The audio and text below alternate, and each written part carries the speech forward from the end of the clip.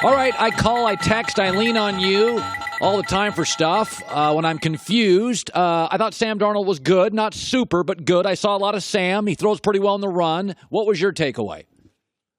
Yeah, he's a Sam we've known since he was 17. He's a kid that has no flinch in his system.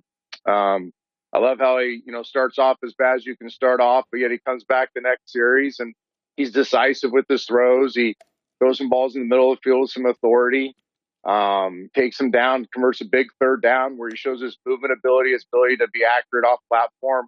Whenever I study these young quarterbacks, whether it be high school guys, college guys, or even guys young in the NFL, one of the things I look for is what I call pace opportunities, plays after critical errors. And going back and studying Sam in high school, studying his career at USC, he's always better after he makes a mistake. It's just, he's that kind of personality that makes everybody feel better. He doesn't panic. He doesn't have extreme highs, doesn't have extreme lows. I think that's one of the reasons why people were so excited to see him start as a rookie, because it won't be too big for him. There's going to be massive ups and downs like there are with any young quarterback, but he's going to handle them better than most. And I think that's what the Jets love about him. That's why he was endured, and that's why he was so liked at USC. And I think it's going to really help him have a great career. So I get a lot of text, emails today, tweets. Derek Carr's regressing. And, it's week one. But I will say this. I do believe there are very few players that come into this league, Andrew Luck, Carson Wentz jump out to me, that they can overcome organizational chaos. I don't even know if Sam can do that. I think Luck can, I think Wentz can, and I think Aaron Rodgers could. He's not had to face that. But, this Oakland situation, they don't even know where they're playing next year. You got a GM and a coach that may not get along. The Khalil Mack thing, how's that play in the locker room? I like Derek Carr. But if I said to you he's the 12th best quarterback in the league, and that's a hell of an accomplishment, is he regressing, or did he have one or two amazing years and we've overstated what he is, Trent? Well, I think he's a unique passer, right? I think people fall in love that they watch Aaron Rodgers, considered the best thrower of the football maybe ever, and they look at Derek Carr and there's some similarities, the compact delivery, the way the ball comes off the hand. He has a unique throwing skill set, and he's had some immediate success. And I think because of that, people maybe raise the expectations a little too high, a little too soon. I think he can be a great player in this league. I think he's had great moments so far. I love his relationship with John Gruden. I love the fact that Gruden wanted him and he won Gruden. I think Gruden needs a certain type of quarterback that can handle a lot mentally. You can put a lot on his table. The quarterback needs to embrace that, not get overwhelmed by it. I think that's true with Derek. But the same stuff keeps getting Derek in trouble.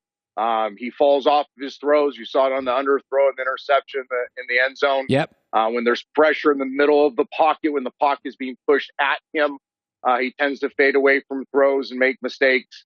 All correctable things. And I don't think it means he's not tough or anything that people are going to jump to conclusions. They're just aspects of his game that he needs to sharpen. He needs to be more decisive with his perimeter go ball throws. Going back to Fresno State, it was a weakness and it's still a weakness. And again, when that pocket collapses in the middle and he gets that people around his feet, he needs to be better. I think he corrects those two things. He continues to grow with John Gruden. The people around him get better, and he's going to be a really, really good quarterback in this league. What concerns you most shifting to Dallas? Well, I could come out and say Dak didn't look good. It's obvious. But specifically, Trent, what concerns you about Dak? It's the same thing that concerns me with all these guys that come out of, let's not call it spread because that gets convoluted these days, but kind of these pick and stick college offenses where the majority of the throws they made, Robert Griffin III at Baylor, I can go on and on down the line of these guys. The majority of the throws they make in college are to their primary receiver, where they pick a guy and they stick on that guy. You can be very accurate and really fool everybody that way. True accuracy comes when you redirect your eyes. When you get to number 2, when you get to number 3, are you still accurate as you're picking up receivers late, as you're gathering information on the move, as you're reloading your mechanics? Can you be consistently accurate to 2 and 3? I think that's why Tom Brady's the GOAT, because he's just as accurate going to 2, 3, and 4 as he is 1. Aaron Rodgers just as accurate. Drew Brees just as accurate. Phillip Rivers just as accurate. But this new generation of quarterback that puts up these gaudy numbers and has tons of talent, most of that is on their primary receiver. Most of that is playing catch, not quarterback. And playing quarterback is getting deep into your reads and maintaining that consistency. And Dak, Marcus Mariota is the same way. I can go on and on. They get considerably less effective as their eyes move through a play. And Dak was that way on Sunday. Every time his eyes had to redirect, he made some throws that weren't NFL caliber. So again, correctable stuff, but you have to own it. As a quarterback, you have to own it at a young age and say, yeah, this is a weakness. And this is something I'm going out every Wednesday, every Thursday, every Friday and working on. And my coaches need to script plays so that I'm not just throwing the number one in practice all the time. But that's high level coaching. That's high level coordinating. That's high level quarterbacking that has kind of gone away in the National Football League because it's about chalk. It's about out scheming people. It's about getting number one open. And that works on first and second down. That works when we run the ball well. That works when the quarterback's running. Doesn't work on third down. Doesn't work in the red zone. Doesn't work in 2 minutes. Doesn't work at the end of games. You know, when you were in Tampa, I was just about leaving, and you were coming in as a quarterback, and we had guys like Hardy Nickerson, a tough dude.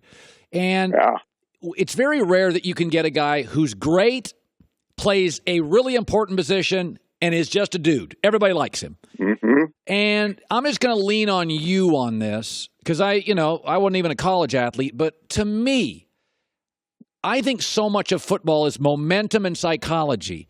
I would have kept Khalil Mack, not just because he's great, not just because he plays pass rusher, but because in that room, if you don't pay Khalil Mack, you're not going to pay me if I'm the second best corner. What did you make of that move? I 100% agree. Some guys have DQs, dude qualities. And when you have dude qualities, the entire locker room gravitates around you. And they respect you and they look to you. And Khalil Mack, not just a Hall of Fame talent, one of the top 8 players in the National Football League, but has massive DQs. So when you don't re-sign him, when you trade him, all of a sudden now you're just giving away all the production, which has been talked about ad nauseam in the last few days. But you also give up that sense of everybody that wants to have DQs in the locker room that's looking at Khalil Mack saying, I want to be like that guy. Well, now that guy's gone. So who are you looking to now? And I think that might be one of the parts of this situation that hasn't been talked about enough. I mean, it's obvious. You go into the draft, your draft team works tirelessly to try to find a talent like Khalil Mack. And they're not going to find another one with the draft picks they have. And that part's obvious. But then there's that other part, that locker room chemistry part, that team building, the chemistry that Khalil Mack had a big part of in building that young franchise. Now that's gone. So I think they're probably really searching that locker room for leadership and people they can look up to that have those DQs. Boy, this was fun. 13 years in the NFL, a Super Bowl ring. A buddy of mine, Trent Dilfer. Wikipedia's wrong. It's 14. You know how hard that 14th year was? I got my butt kicked. I'm sorry. I cheated you out of a tough year. My bad. Oh, it was brutal. Great talking to you, bud. Hi, everybody. Thanks for watching. Subscribe here to get the latest from the show. Also, be sure to check out more of the best clips from The Herd or go watch a few segments from other shows on FS1.